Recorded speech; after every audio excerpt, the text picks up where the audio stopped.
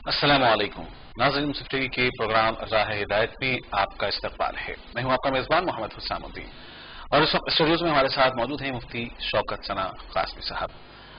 ناظرین، جیسا کہ آپ جانتے ہیں پروگرام راہ ہدایت دینی مذہبی شرعی سوالات پروگرام ہے، جس میں آپ ہمیں اس وقت آپ کے ٹیلی ویژن اسکرین پر جو ٹیلی فون نمبرات دکھائے جا رہے ہیں اس پر براہ راست کال کریں۔ انشاءاللہ مفتی شوکت ثنا قاسمی صاحب آپ کے سوالات کے جوابات دیں گے۔ پروگرام کے آغاز سے قبل میں اپنے ناظرین کو خصوصاً کالرز جو ہمیں فون کریں ان کے لیے اطلاع عرض کرتا چلوں کہ جس وقت آپ ہم سے ٹیلی فون پر گفتگو کریں اپنے ٹی وی کی والیوم کو، ٹی وی کی آواز کو دھیما کر دیں تاکہ آپ کی آواز ہم تک بہتر طریقے سے پہنچ سکے۔ ساتھ ہی ساتھ سوالات پہلے سے لکھ کر اگر ہو سکا تو تیار رکھیں، اور سوالات جامع ہوں، مختصر ہوں، تاکہ زیادہ سے زیادہ سوالات کو کم سے کم وقت میں ہم لے کر پروگرام کو زیادہ مؤثر بنا سکیں۔ سب سے پہلے تو ہم مفتی شوکت ثنا قاسمی صاحب کا اپنے پروگرام ہدایت میں استقبال کرتے ہیں اور آپ کے مشکور ہیں کہ ایک بار پھر آپ ہمارے اسٹوڈیوز میں تشریف لائے آپ کے سوالات کے جوابات دینے کے لیے۔ پروگرام کے آغاز میں گفتگو کرتے ہیں مفتی صاحب سے کہ مفتی صاحب، آج جس طریقے سے حالات عالم اسلام کے چل رہے ہیں اور ساری دنیا میں جو حالات اس وقت ہیں، دیکھنے میں یہ آ رہا ہے کہ مسلمانوں پر ظلم کر رہا ہے، تو ایسے حالات کے اندر مسلمانوں کے لیے کیا لاہ عمل صحیح ہو سکتا ہے؟ رسول اللہ صلی اللہ علیہ وسلم نے ارشاد فرمایا کہ المسلم اخو المسلم، کہ ایک مسلمان دوسرے مسلمان کا بھائی ہے، اور بھائی ہونے کا تقاضا یہ ہے کہ ایک مسلمان دوسرے مسلمان پر ظلم نہ کرے، اور نہ ایک مسلمان کے لیے قطعاً درست ہے کہ یعنی قطعاً درست نہیں ہوگا کہ ایک مسلمان کو کسی دشمن کے حوالے کرے، یا ایک مسلمان ملک کے لیے کوئی دوسرا مسلمان ملک کے جاسوسی کر کے غیروں تک باضابطہ اس کی خبریں پہنچائے۔ کسی بھی اعتبار سے ایک مسلمان کے لیے جائز نہیں ہے کہ اپنے مسلمان بھائی کو نقصان پہنچانے کی کوشش کرے، چاہے وہ ظلم کر کے ہو، قتل و غارت گری کر کے ہو، یا کسی مسلمان کو کسی دشمن کے حوالے کر کے ہو۔ یہ بالکل جائز نہیں ہے، اور رسول اللہ صلی اللہ علیہ وسلم نے واضح انداز سے کر دیا کہ ایک مسلمان کا بھائی ہے، اور یہ بھائی کسی بھائی کے ساتھ ایسا ظلم نہیں کر سکتا ہے۔ اسی لیے آج جو کچھ ہو رہا ہے یہ در حقیقت اسلامی تعلیمات کے سے ناواقفیت کی وجہ سے ہے۔ اسلام کی جو تعلیم ہے بالکل واضح ہے کہ اسلام ظلم کا، بربریت کا ہر اعتبار سے مذمت کرتا ہے، نہ کسی پر ظلم کرنے کی تعلیم دیتا ہے اور نہ کسی ظالم کی مدد کرنے کی ہمت افزائی کرتا ہے، لیکن اس کے ساتھ ساتھ اسلام ظلم کو برداشت کرنے کے بھی بہت زیادہ تعلیم نہیں دیتا ہے کہ آپ پر ظلم ہوتا رہے اور آپ برداشت کریں، بلکہ اسی صورت میں اسلام دفاع کی اجازت دیتا ہے۔ چنانچہ رسول اللہ صلی اللہ علیہ وسلم نے ارشاد فرمایا کہ جو اپنی جان کی حفاظت کرتے ہوئے مر جائے وہ شہید، جو اپنے مال کی حفاظت کرتے ہوئے مر جائے وہ شہید، جو اپنی عزت و آبرو کی حفاظت کرتے ہوئے مر جائے وہ شہید۔ اسی لیے اگر کوئی مسلمان پر، چاہے مسلمان ہو یا کوئی غیر مسلم ہو، حملہ کرتا ہے، ظلم کرتا ہے، تو اسی صورت میں ایک مسلمان کو یہ حق پہنچتا ہے کہ اس ظالم کی دفاع کرے اور باضابطہ ڈیفینس کرے، اور اگر اس ڈیفینس اور دفاع کرتے ہوئے مر جا رہا ہے تو نبی علیہ الصلوۃ والسلام کی تشریح کے مطابق اس کو شہادت کی موت ملے گی۔ اسی لیے مسلمانوں کے ہاتھ مسلمان تو کبھی ظالم ہو ہی نہیں سکتا، اور جو ظالم ہے وہ صحیح مسلمان ہو نہیں سکتا ہے۔ اسی لیے مسلمانوں کو اسلامی تعلیمات پر عمل کرنے کی کوشش کرنی چاہیے، اپنے آپ کو ظلم سے بچائے، اور جس پر ظلم ہو رہا ہو اس کو روکنے کی کوشش کرے۔ رسول اللہ صلی اللہ علیہ وسلم نے ارشاد فرمایا کہ اپنے بھائی کی مدد کرو، خواہ وہ ظالم ہو یا مظلوم ہو۔ صحابہ نے سوال کیا کہ مظلوم کی مدد کی جائے یہ تو سمجھ میں آتی ہے بات، لیکن ظالم کی مدد کیسے کی جائے گی؟ تو آپ صلی اللہ علیہ وسلم نے فرمایا کہ ظالم کی مدد یہ ہے کہ ظالم کو ظلم کرنے سے روک دو، یہ ظالم کی مدد ہو گئی۔ تو ایک مسلمان نہ ظلم کرے اور نہ ظلم کا ماحول بنائے، نہ کسی انسانیت پر بلکہ حیوانوں پر ظلم کرنے کی بھی اسلام تعلیم نہیں دیتا ہے کہ کسی حیوان پر ظلم کیا جائے۔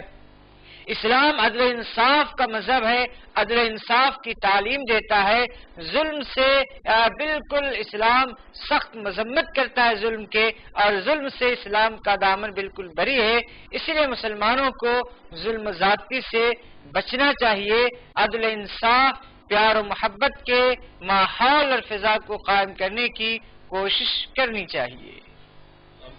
ایک تو یہ ہوئی کہ مسلمانوں کا جو آپس میں ہم اس وقت خاص طور پر مسلم ممالک کے حالات پر اگر نظر ڈالیں تو جس طریقے کی صورتحال ہمارے سامنے آ رہی ہے۔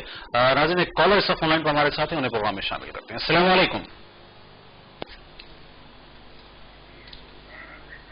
ہلو، السلام علیکم۔ السلام علیکم۔ وعلیکم السلام۔ یہ خواب کی تعبیر، خواب کا مطلب معلوم کرنا ہے۔ آپ اس سے خود اپنا نام بتائیں، کہاں سے کال کر رہے ہیں؟ میں نظام آباد سے بات کر رہا ہوں، احمد خیرالدین میرا نام ہے۔ جی احمد صاحب جی میرا نام، ہلو جی، میں نے خواب میں دیکھا ہے، میں نے خواب میں دیکھا ہے جی سیدھے ہاتھ پہ یا اللہ لکھا ہوا ہے، سیدھے ہاتھ پہ یا اللہ لکھا ہوا ہے، دائیں ہاتھ پہ یا سمیعون لکھا ہوا ہے۔ جی تو جی مطلب آپ کی آواز ہم تک نہیں پہنچ پا رہی ہے۔ ایک اور کالر سے فون پہ ہمارے ساتھ ہیں، شاید ٹی وی کی والیوم آپ نے کم نہیں کی تھی۔ ایک اور کالر ہمارے ساتھ ہیں۔ السلام علیکم۔ السلام علیکم۔ السلام علیکم۔ وعلیکم السلام۔ جی پروگرام میں آپ کا خیر مقدم ہے، کون اور کہاں سے بات کر رہے ہیں؟ جی میرا نام رخسانہ ہے، میں عالمہ سے بات کر رہی ہوں۔ جی فرمائیے، کیا سوال ہے آپ کا؟ جی میرا سوال یہ ہے کہ میری طبیعت خراب ہے جی اور مطلب یہ ہے کہ ڈاکٹر کو دکھاؤ تو ڈاکٹر یہ کہتے ہیں کہ آپ کو کوئی پریشانی نہیں ہے، جی کوئی تکلیف نہیں ہے، اور میری دن پہ دن بہت طبیعت خراب رہتی ہے۔ تو میں مطلب مولویوں کو دکھاؤ تو وہ یہ کہتے ہیں کہ آپ کے اوپر اثرات ہیں۔ جی تو میں یہ جاننا چاہتی ہوں کہ اثرات ہوتے ہیں اور باقی مطلب یہ کہ اس سے طبیعت خراب رہتی ہے۔ جی جی بہن بہت بہت شکریہ ہمیں کال کرنے کا، انشاءاللہ مفتی صاحب سے ضرور اس بابت پوچھیں گے کہ کوئی بات آپ کے لیے تجویز کریں۔ بہت بہت شکریہ ہم سے جڑنے کال کرنے کا۔ ایک اور کالر ہمارے ساتھ اس وقت فون لائن پر ہیں۔ السلام علیکم۔ السلام علیکم۔ وعلیکم السلام۔ ہاں جی، میں دلی سے عارف بول رہا ہوں۔ جی عارف صاحب، پروگرام میں آپ کا خیر مقدم کرتے ہیں۔ فرمائیے عارف صاحب، کیا سوال ہے آپ کا؟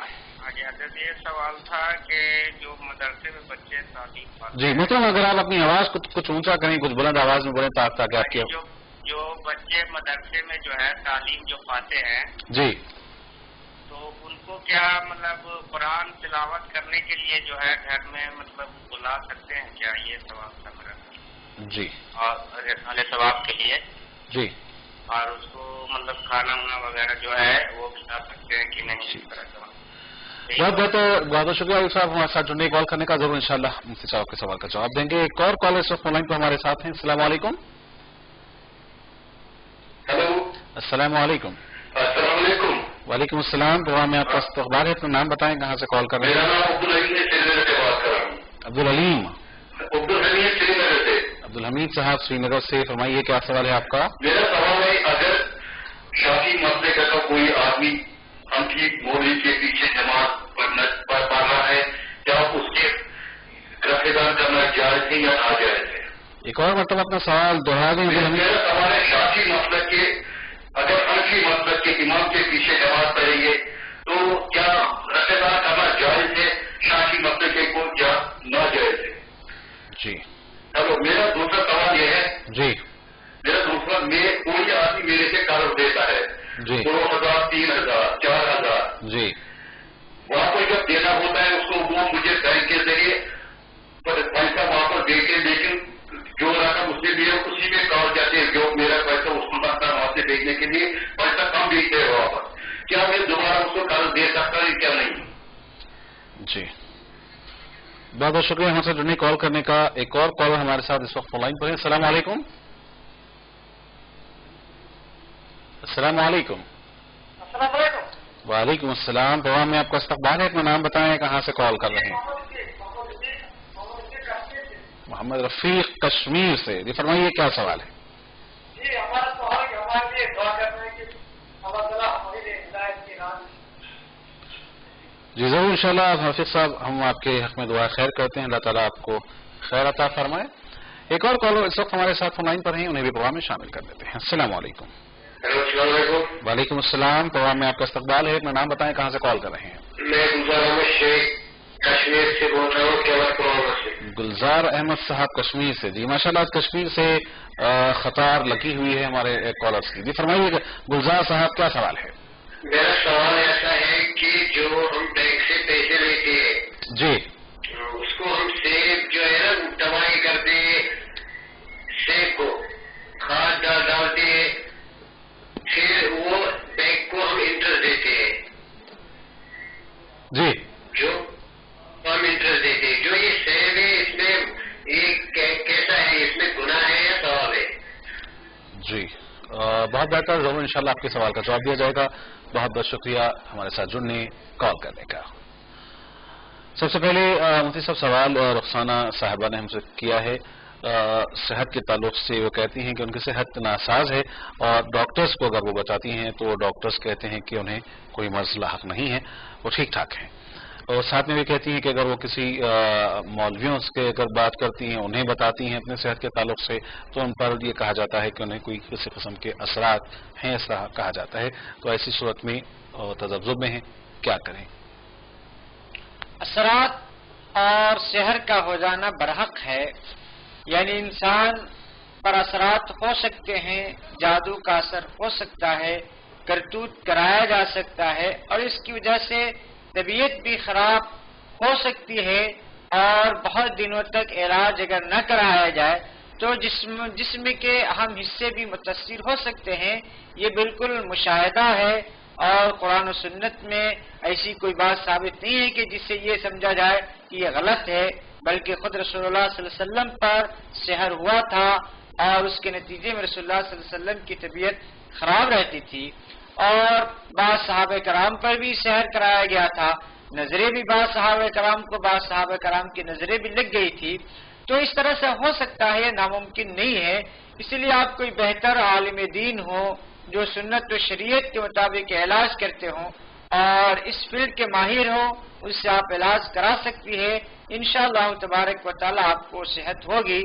جب تک کہ کوئی مناسب آدمی آپ کو نہ مل سکے، آپ روزانہ منزل صبح و شام پڑھا کیجئے، اس کو پانی پہ دم کر کے اس کو پی لیا کیجئے. اللہ تبارک و تعالیٰ سے دعا کرتے رہیے، انشاءاللہ تبارک و تعالیٰ اللہ تعالیٰ کو خیر کی راہ آپ کے لیے نکال دے گا.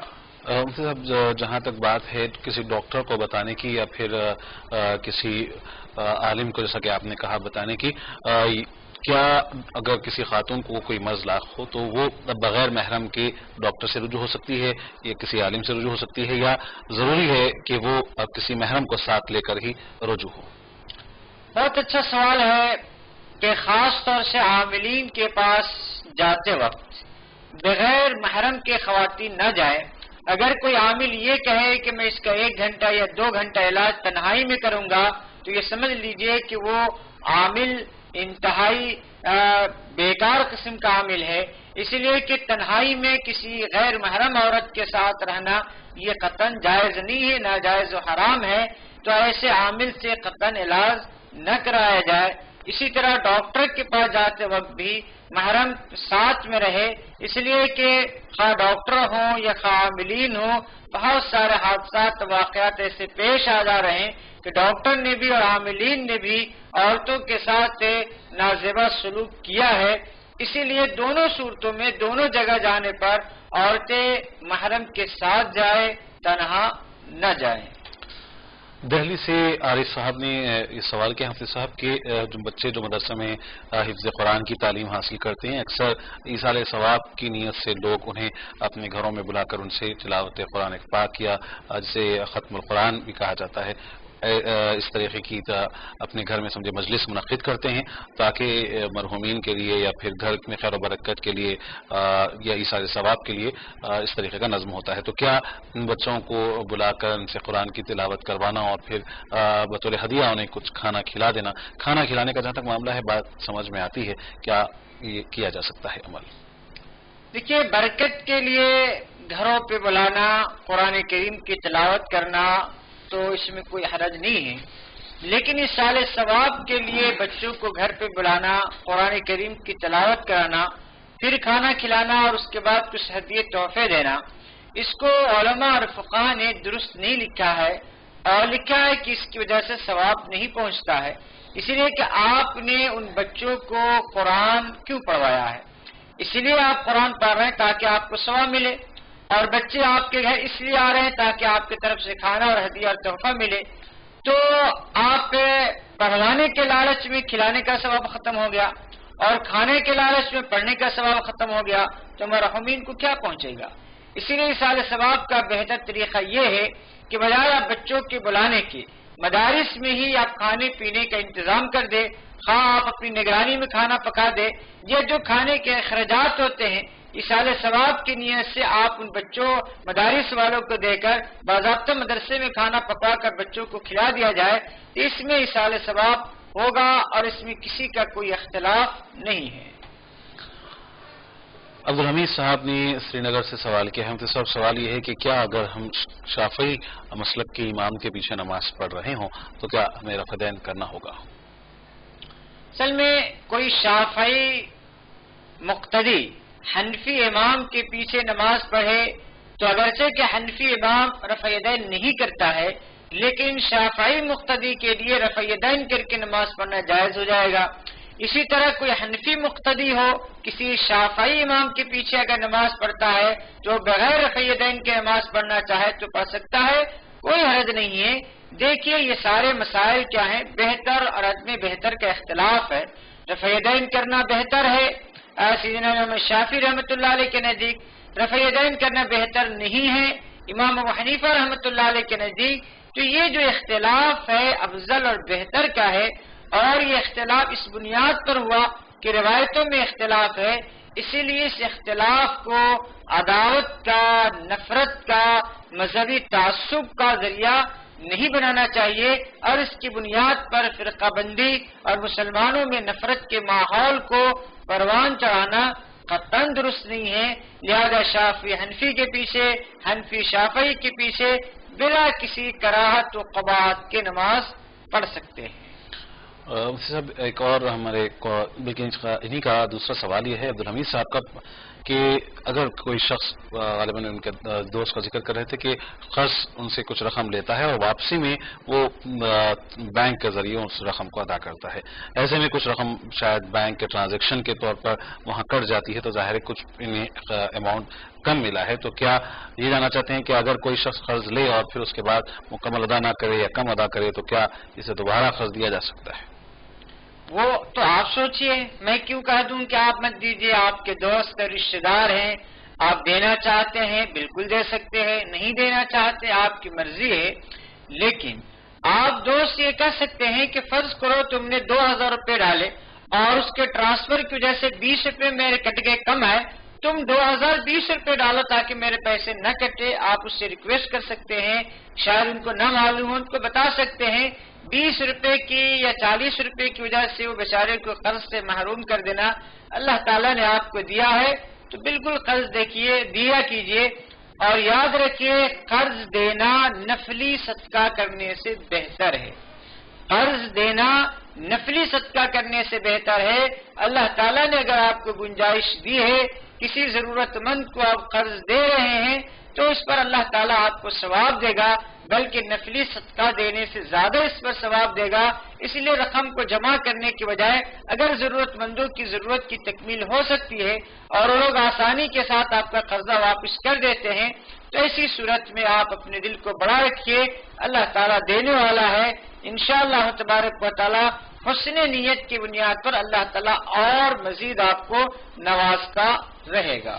جی محترم، لیکن جس بات کی طرف انہوں نے اشارہ کیا ہے، میں یہ چاہوں گا کہ آپ ان لوگوں کو بھی جو ہے کچھ نصیحت کریں کہ بہت سارے لوگ ایسے ضرورت کے وقت میں ایسے لوگوں کے پاس سے قرض لیتے ہیں جو انہیں وقت پر کچھ قرض حسنہ کے طور پر ادا کرتے ہیں، اور قرض حسنہ کے تعلق سے یہ لطیفہ مشہور ہو گیا ہے کہ قرض حسنہ جب لیا جاتا ہے واپس کرنے، جب واپسی کی بات آتی ہے تو شخص ہنستا ہے کہ اور پھر واپسی کا جو ہے ٹائم بڑھاتا چلا جاتا ہے۔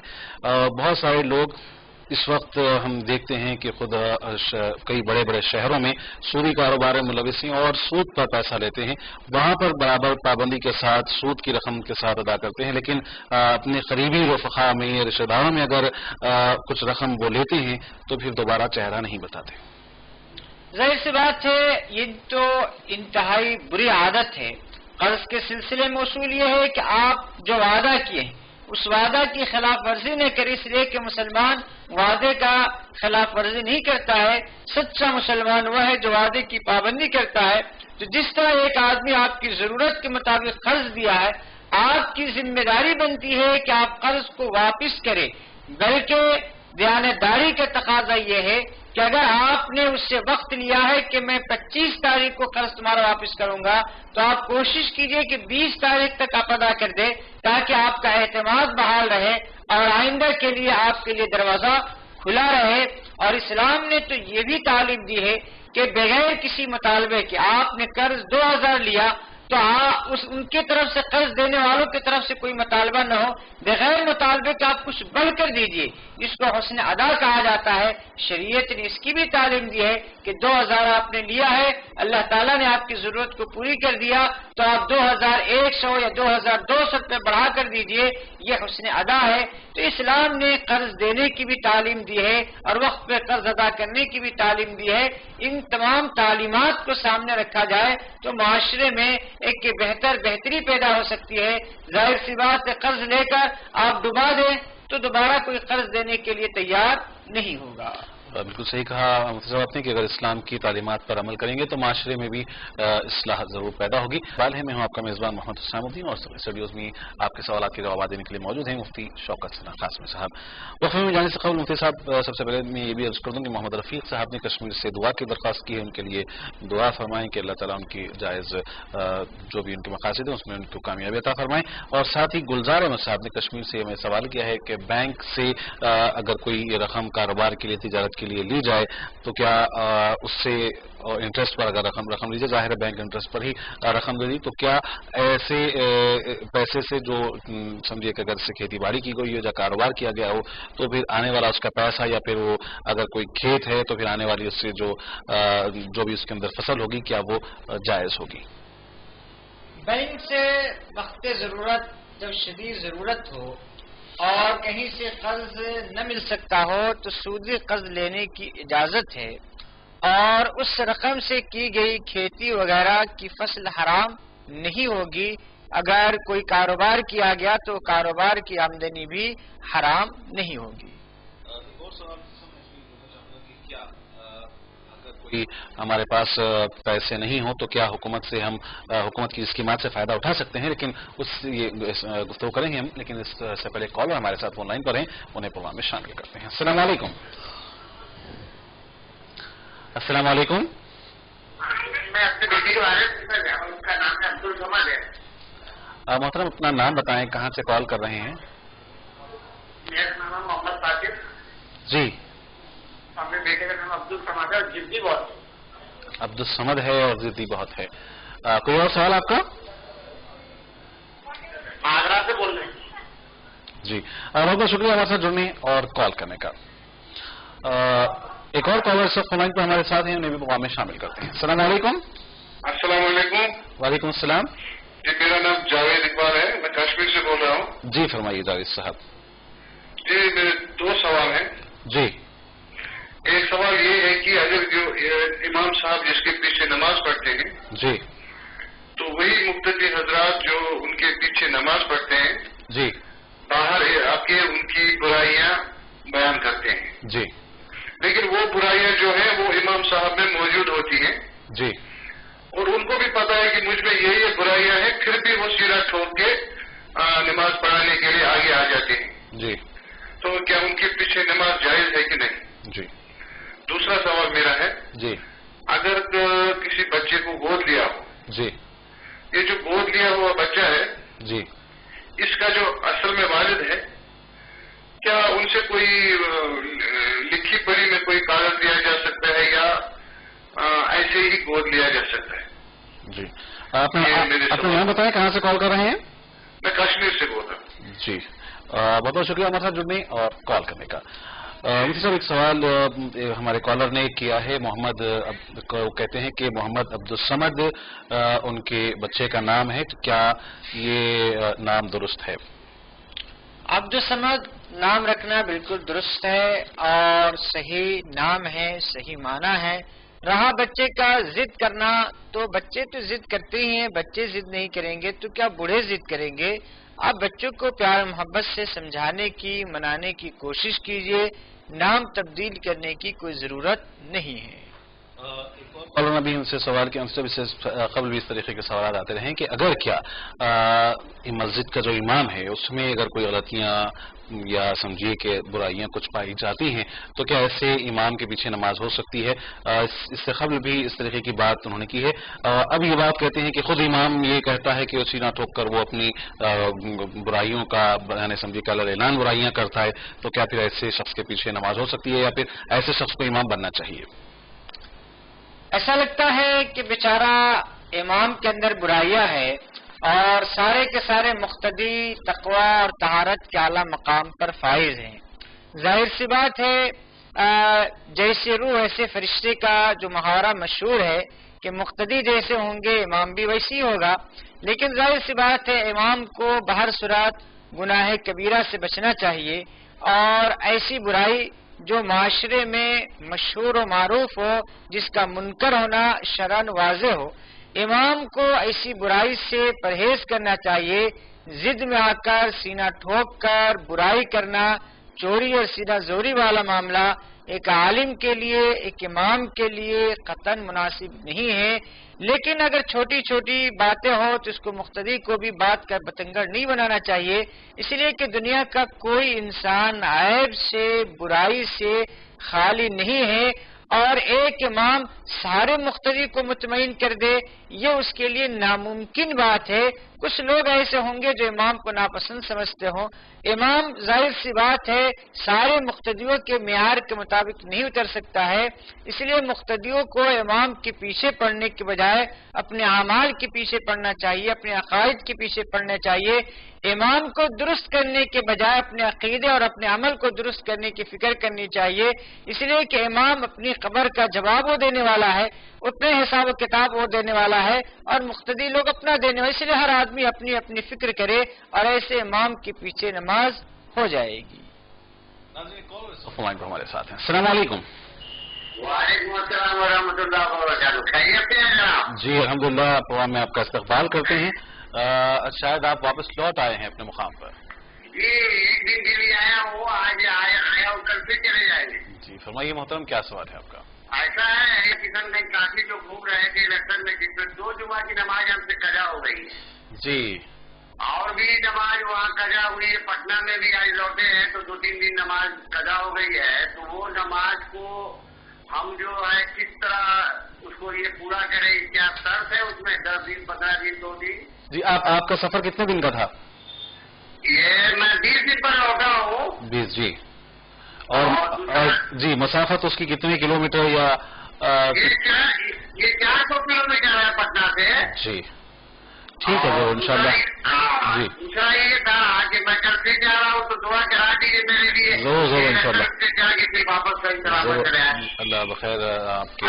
तीसरा ये है कि मुफ्ती साहब सुनना है कि बिहारी के रहने वाले हैं, तो हमको बता दीजिए कहाँ के हैं। जी जरूर इंशाल्लाह, मुफ्ती साहब से ये भी पूछ लेंगे कि वो कहाँ के हैं। बहुत बहुत शुक्रिया हमारे साथ जुड़ने, कॉल करने का। एक कॉलर इस वक्त फोन लाइन पर हमारे साथ हैं। अस्सलाम वालेकुम। अस्सलाम वालेकुम। वालेकुम सलाम। जी प्रोग्राम में आपका खैर मकदम है। बोलिए, हमारा पोता है ना जी, उसका नाम मोहम्मद उमर है। मोहम्मद उमर। वो जिद करता है, उसका दिमाग थोड़ा ऐसे है, लेकिन उसकी जिद वो भी जिद करता, जी कोई भी बात में जिद करता, दिमाग में ना, जैसे उसका कम दिमाग है। क्या उम्र है आपके पोते की? वो जो बच्चा आया था ना, पैदा हुआ था 12-13 साल का है वो जी। उसके दिमाग में जिद्दी बोलते, जो भी बात चाहिए तो चाहिए जिसको। जी आप किस मुकाम से, कहाँ से कॉल कर रहे हैं?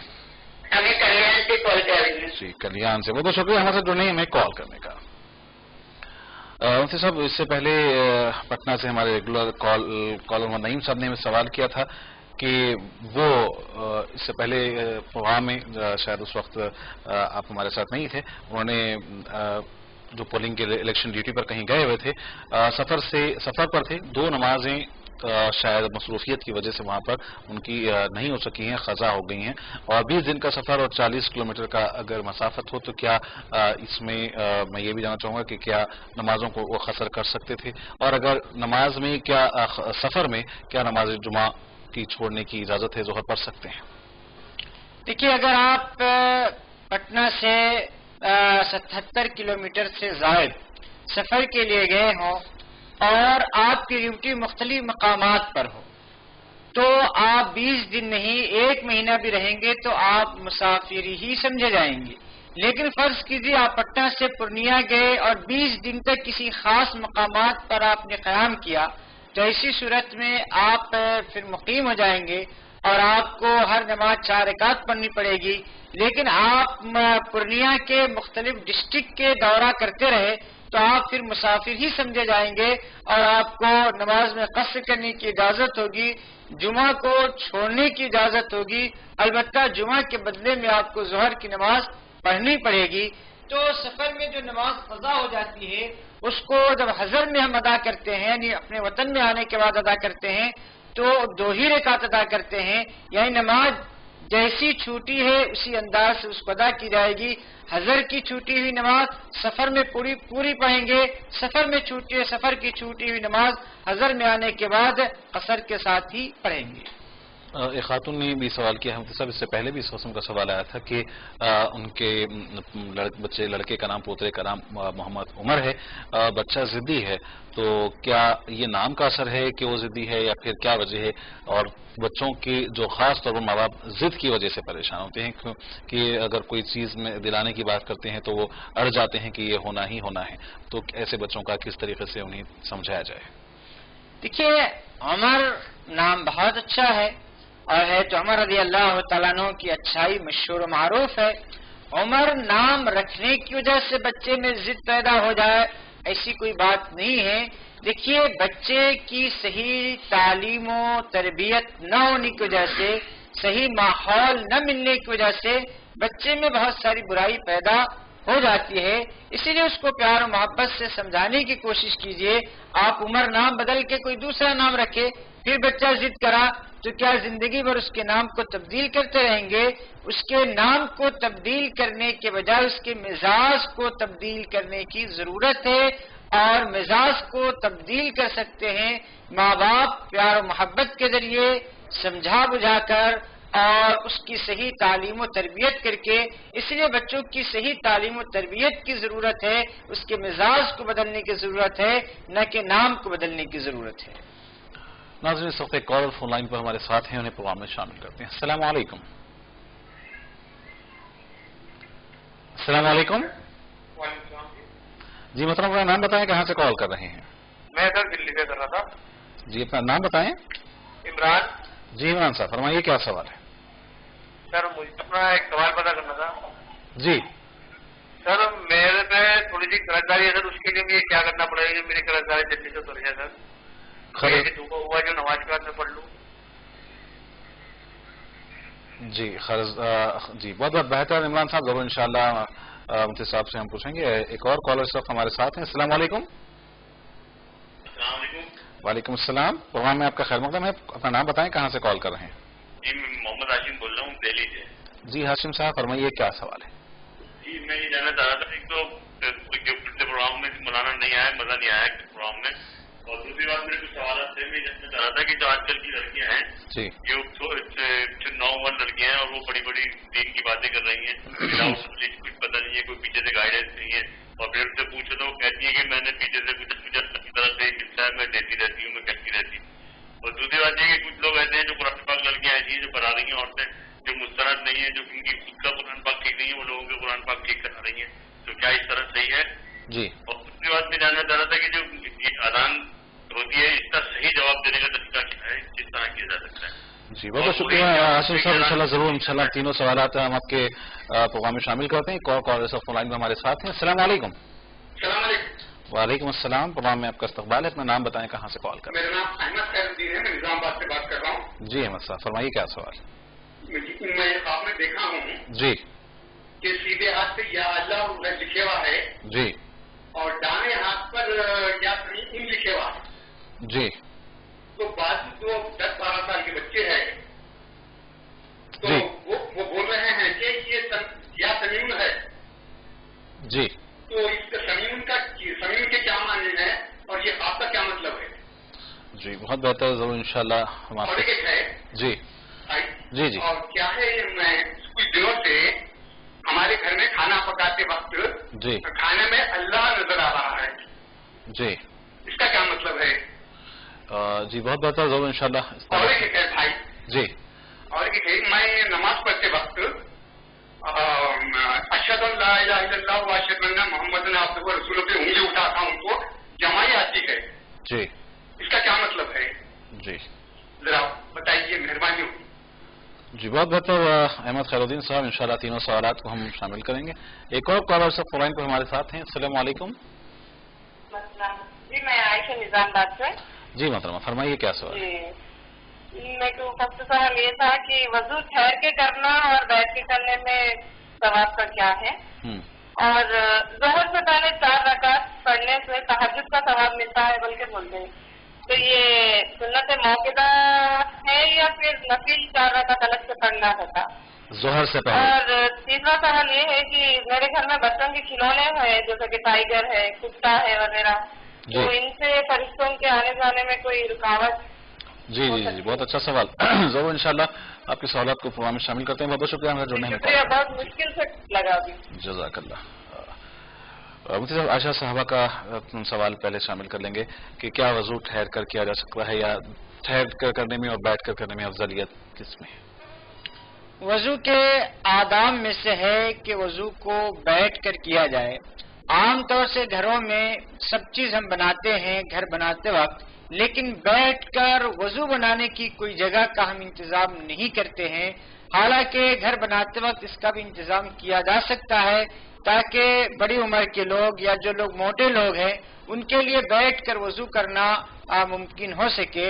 تو وضو تو بہر صورت بیٹھ کر کرنا زیادہ بہتر ہے اور وضو کے آداب میں سے ہے، لیکن اگر بیٹھنے کی جگہ نہ ہو یا بیٹھنا مشکل ہو تو کھڑے ہو کر بھی وضو کیا جا سکتا ہے. ایک اور سوال عائشہ صاحبہ کا یہ ہے کہ کیا ظہر کی نماز سے قبل اگر کوئی غالباً انہوں نے سنا ہے کہ ظہر سے قبل 4 رکعت اگر نماز پڑھیں تو نماز تہجد کا ثواب ملتا ہے، تو وہ جاننا چاہتی ہیں کیا وہ ظہر کی سنت موقعہ ہے یا کوئی اور نماز؟ دیکھیے ویسا مسئلہ نہیں ہے. عشاء کے بعد اگر 4 رکعت نماز نفل تہجد کی نیت سے پڑھ لیا جائے تو تہجد کا ثواب ملتا ہے. رہا مسئلہ ظہر سے پہلے، تو ظہر سے پہلے جو 4 رکعت ہے وہ 4 رکعت سنت موقعہ ہے، اس کو پڑھنا ہے.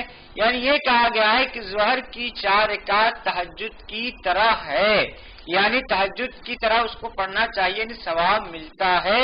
تو وہ ظہر کی 4 رکعت سنت موقعہ ہے. ایک اہم سوال مفتی صاحب انہوں نے یہ کیا کہ بچوں کے عام طور پر جو کھلونے ہوتے ہیں اس میں جانوروں کے سمجھیے کہ پلاسٹک سے بنے کھلونے جیسا شیر ہے وغیرہ وغیرہ، تو کیا اس طریقے کے جانوروں کا کھلونے گھر میں رکھنے سے کیا فرشتے گھر میں نہیں آئیں گے؟ دیکھیے بچے شریعت کے مکلف نہیں ہوتے ہیں، اور بچوں کے جو کھلونے ہیں یا گڑیا ہے، اس طریقے سے کھلونے اور گڑیا بنانے کی فقہا نے اجازت دی ہے، اور انہوں نے یہ بھی لکھا ہے کہ اس کی وجہ سے رحمت کے فرشتے آنے سے نہیں رکیں گے. لیکن بہتر یہ ہے کہ ایسے جانور کی تصویر سے بچا جائے اور کارٹون کی شکل کے کھلونے لیے جائے تو زیادہ بہتر ہے. سب احمد خیر الدین صاحب نظام آباد سے انہوں نے سوال کیا ہے کہ انہیں جو ہے خواب میں نظر آیا کہ سیدھے ہاتھ پہ یا اللہ لکھا ہوا ہے یا سمیعون لکھا ہوا ہے. تفصیل سے انہوں نے بات کی کہ کچھ بچے وہاں ہیں اور وہ یہ سمیعون کا لفظ کہتے ہیں. گزشتہ پروگرام میں بھی انہوں نے سوال کیا تھا اسی طریقے سے خواب میں کوئی اچھی بھری چیز نظر آنے کے تعلق سے، اور کھانے میں بھی یہ کہتے ہیں کہ کھانا جب پکتا ہے تو اس میں اللہ نظر آتا ہے، اور اشہد ان لا الہ الا اللہ جب وہ نماز میں تشہد میں انگلی اٹھاتے وقت میں جمع ہی آتی ہے. کیا ان چیزوں کا کوئی آپس میں ریلیشن ہے، کیا وجہ ہے؟ اور اس سے قبل بھی انہوں نے سوال کیا تھا گزشتہ پروگرام میں، اور غالباً کوئی خیر کی ہی بات کی تھی کہ مدینہ وغیرہ اس طرح کچھ خواب میں نظر آیا تھا. دیکھیے حاصل یہ ہے آپ کے سارے خوابوں کا اور ساری باتوں کا کہ آپ اپنے گھر میں کثرت سے ذکر کا اہتمام کیجیے اور اس میں لا حول ولا قوت الا باللہ پہلا کلمہ اور اسی طرح درود کثرت سے آپ خود پڑھیے اور گھر والوں کو بھی پڑھنے کی کوشش کیجیے. ممکن ہے یہ ساری چیزیں اشارہ ہو اس بات کی طرف کہ آپ کے گھر میں ذکر کم ہو رہا ہو. زیادہ سے زیادہ ذکر کی پابندی کرنے کی کوشش کیجیے. گویا کی ایک طرف سے غیبی اشارہ ہے. جی محمد ہاشم صاحب نے دہلی سے سوال کیا ہے کہ کچھ لڑکیاں جو نوعمر ہیں خود زیادہ دین کا یا اسلام کا علم نہیں رکھتی ہیں، لیکن وہ سمجھیے کہ دوسروں کو سکھانے کی کوشش کرتی ہیں. اسی طریقے سے قرآن کی بات یہ کہی کہ انہوں نے کہ وہ خود بہتر نہیں جانتی ہیں لیکن دوسروں کو سکھانے کی کوشش کرتی ہیں. تو کیا ضروری ہے کہ پہلے کوئی شخص خود مکمل تعلیم حاصل کرے اس کے بعد ہی کسی کو سکھانے کی کوشش کرے؟ یعنی مسئلہ یہ ہے کہ یہ تو ضروری ہے کہ جس کو آپ سکھا رہے ہیں آپ اس کو صحیح سکھائے، ناقص نہ سکھائے. مثلا قرآن آپ کو خود پڑھنے نہیں آتا ہے اور دوسروں کو آپ غلط سلط سکھا رہے ہیں تو ظاہر سی بات اس کا گناہ مل جائے گا. یا دین کی بات آپ کو بہت زیادہ معلوم نہیں، الٹے سیدھے آپ جیسے کہ آج کل لوگوں کو مسئلہ بتانے کا شوق پیدا ہو گیا ہے، اور ڈاکٹر بھی مسئلہ بتانا شروع کر دیا ہے، انجینئر صاحب بھی مسئلہ بتانا شروع کر دیے ہیں. تو یہ جو شوق پیدا ہو گیا ہے اس شوق سے پہلے معلومات، اچھی معلومات، صحیح معلومات حاصل کرنے کے بعد ہی کسی کو بتانا چاہیے. صرف سنی سنائی باتوں پر فتویٰ دے دینا یا مسئلہ بتا دینا یہ قطعاً مناسب نہیں ہے. ناظرین پروگرام راہ ہدایت کا یہیں پر اختتام ہونا چاہتا ہے. ایک دو سوالات شاید ہمارے پاس باقی رہ گئے، انشاءاللہ کل کے پروگرام میں ہم اس سے شامل کرنے کی کوشش کریں گے. ایک مرتبہ پھر ہم مفتی شوکت ثنا قاسمی صاحب کے مشکور ہیں، ان کا شکریہ ادا کرتے ہیں کہ پروگرام میں ہمارے تشریف لائے اور آپ کے سوالات کی قرآن و حدیث کی روشنی میں انہوں نے جوابات دیے. اور ناظرین کے بھی ہم مشکور ہیں کہ انہوں نے اپنے کالز کے ذریعے، اپنے فون کے ذریعے اس پروگرام کو رونق بخشی. ناظرین پروگرام راہ ہدایت کا یہیں اختتام ہونا چاہتا ہے. آپ کے میزبان محمد حسام الدین کو پوری منصف ٹیم کے ساتھ دیں اجازت اور دیکھتے رہیں منصف ٹی وی. خدا حافظ.